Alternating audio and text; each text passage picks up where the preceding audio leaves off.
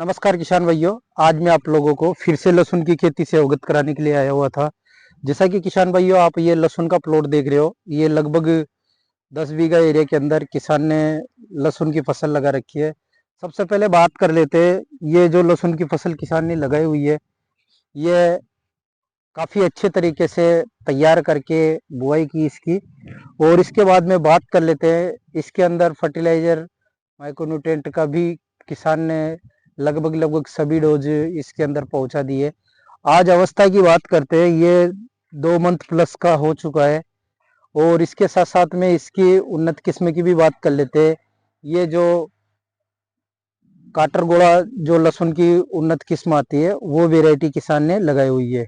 आप लोगों को बताना चाहूँगा किसान भाइयों, आज इसके अंदर यूँ मान के चलो, अभी सिंचाई का प्रोसेस भी किसान ने स्टार्टिंग कर रखा है। अब आप देख सकते हो, ये देख सकते हो आप, इसके अंदर अभी जो प्रोसेस है वो काफ़ी बेस्ट देखने को मिल रहा है। आप लोगों से निवेदन है, अगर आप लोगों ने भी जैसे लहसुन की बुआई कर रखी है, तो लहसुन की बुआई के बाद जो मुख्य चीज़ें होती है इसको प्रोसेज में लेने की, अच्छे प्रोडक्शन के लिए, तो उन चीज़ों का प्रयोग करना कोई भी किसान ना भूले। जैसे अगर आप लोगों ने सेकंड अवस्था, फर्स्ट निंदाई के बाद में दूसरी बार अगर निराई गुड़ाई करवा दी है, और इसके अंदर जो माइक्रोन्यूट्रिएंट जैसे फास्फोरस हुआ, पोटास हुआ, कैल्शियम नाइट्रेट, बोरोन हुआ, और बाकी इसके साथ साथ में फंगीसाइड और इंसेक्टिसाइड, इन चीज़ों का प्रयोग हम करते ही हैं हर सिंचाई के अंदर। आप लोगों को बताना चाहूँगा, इस बार अधिक नमी की आर्द्रता की वजह से क्या है कि बैक्टीरियल फफूंद पौधे की जड़ों की यहाँ पे अधिक सक्रिय देखने को मिलती है। तो इस चीज़ के नियंत्रण रखने के लिए आप लोगों को इन चीज़ों का प्रयोग करना ज़रूरी है।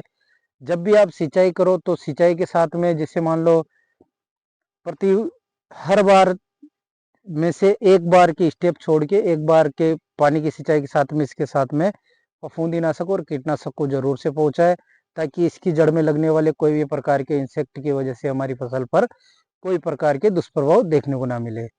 अब बात करते हैं इसके बाद में किसान भाइयों, आप लोगों को बताना चाहूंगा, जिससे कि आप लोगों को ये देख सकते हो आप, ये जो लहसुन का कंद है, ये आप देख सकते हो, ये अब मैच्योर होने की तैयारी में है, कंडीशन में है।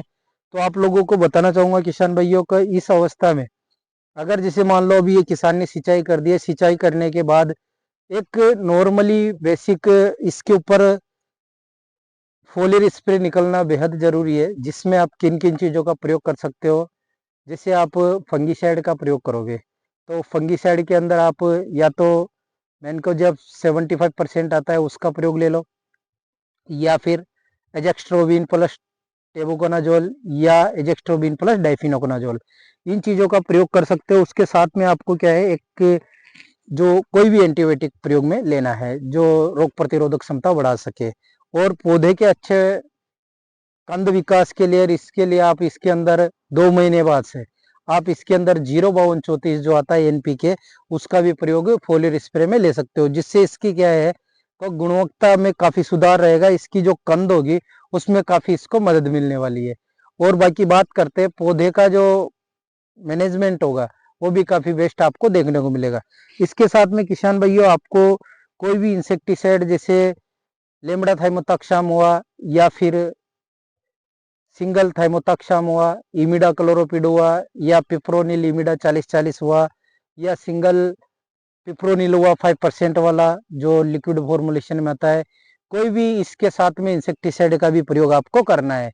क्योंकि क्या है कि ये एक ऐसा समय होता है, इस जैसे मान लो दिसंबर जनवरी के समय में, जैसे खेत के अंदर जो फसल लगी हुई है उसका क्लोरोफिल भी अच्छा रहता है, और वातावरण जो टेम्परेचर होता है वो भी उतार चढ़ाव चलता रहता है, क्योंकि दिन में तेज धूप हो जाती है और रात में जो सर्दी का माहौल रहता है, या ओस का पाले का जो समस्या सिस्टम होता है, वो अधिक होने की वजह से भी पत्तियों पर कई प्रकार की फफूंद का भी अटैक होने की संभावनाएं होती है।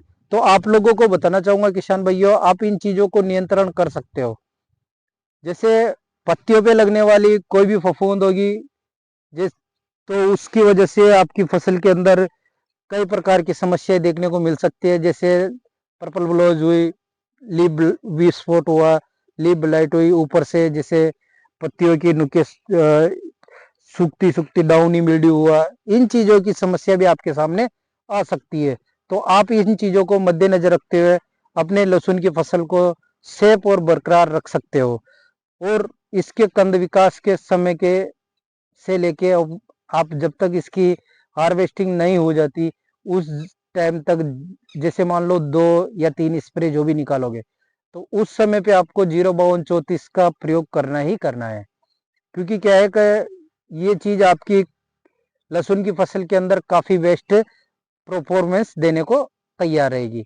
और इसके साथ साथ में आप लोगों को बताना चाहूंगा किसान भाइयों, जैसे मान लो आपका लहसुन 60 से 65 दिन के अंतराल में आ चुका है, तो आप कैल्शियम नाइट्रेट प्लस बोरोन का मिश्रण आता है, या फिर अलग अलग भी आप लेके डाल सकते हो। मार्केट में कई ब्रांडी नामों से अब मिल जाएगा आपको, जैसे उत्तम का आता है चंबल फर्टिलाइजर का, उसके अंदर calcium nitrate plus boron calories के नाम से मिलता है। इस प्रकार से आप कई प्रकार के कंपनियों के आपको मार्केट में मिल जाएंगे, तो उनको प्रयोग करना ना भूले। और एक चीज और ध्यान रखना किसान भाइयों, जैसे जैसे दिसंबर के बाद में जनवरी और जनवरी के बाद में फरवरी का समय आता है, उस समय पे क्या है कि इसके अंदर थ्रिप्स का अटैक लगने के काफी चांसेज होते हैं। तो इस चीज को मद्देनजर रखते हुए आप अपनी लहसुन की फसल को पूरी तरह से सेफ्टी दे सकते हो। और समय समय पर ध्यान देकर विजिट करना और इसका देखभाल करना आपके लिए काफी लाभदायक साबित होगा।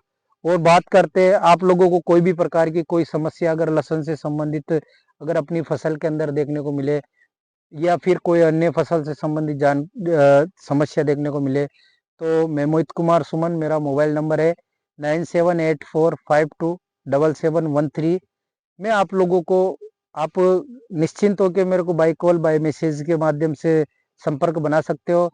मैं आपको हर समय राइट गाइडेंस के साथ में, सही जानकारी के साथ में आपको परफॉर्मेंस साबित करूंगा। और मैं आप लोगों को तहे दिल से धन्यवाद करना चाहूँगा। अगर आप लोगों को वीडियो अच्छा लगे तो अपने मिलने वाले किसान मित्रों को भी शेयर करना ना भूलें, जिससे आपके साथ साथ में आपके मिलने वाले जो किसान भाई है उनका भी फायदा हो सके। तो धन्यवाद किसान भाइयों। और आप लोगों को एक चीज और बताना चाहूँगा, जो जब भी आप इसके अंदर स्प्रे निकालो तो उसमें सिलिकॉन बेस्ड जो चिपको आता है, स्टिकर आता है, उसका भी प्रयोग करना ना भूले। क्योंकि क्या है कि कोई भी आप स्प्रे डालो, चाहे वो नॉर्मली स्प्रे डालो, उसके साथ में अगर आप सिलिकॉन बेस्ड इसका भी प्रयोग करोगे तो वो पूरी पत्तियों के माध्यम से पूरे रूट तक आपकी दवा का असर पहुंचाएगा और बेस्ट रिजल्ट देने की आपको वहां पे कोई सिस्टम नहीं होगा। मतलब आपका जो दवा का रिजल्ट होगा वो काफी बेस्ट देखने को मिलेगा आपको। तो धन्यवाद किसान भाइयों। जय जवान और जय किसान। ये देख सकते हो आप, काफी अच्छा प्रोसेज इसका देखने को मिल रहा है। अभी इसमें सिंचाई का प्रोसेज कंटिन्यू है। धन्यवाद साहब।